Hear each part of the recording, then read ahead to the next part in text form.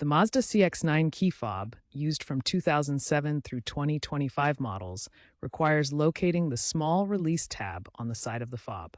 Press this tab firmly while gently pulling the two halves of the fob apart along its seam.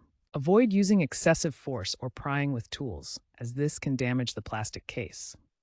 If the tab is stuck, try wiggling the two halves slightly to loosen any adhesive.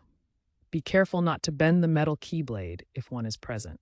After splitting the fob, you'll see the circuit board and the CR2032 battery. Use a non-conductive tool, such as a plastic pry tool, to gently remove the old battery. Take note of the battery's orientation, ensuring the positive plus side is facing up when inserting the new CR2032 battery. Always use a genuine CR2032 battery. Counterfeits can leak and damage circuits. Once the new battery is in place, reassemble the fob by snapping the two halves back together, listening for a click to ensure they're securely joined.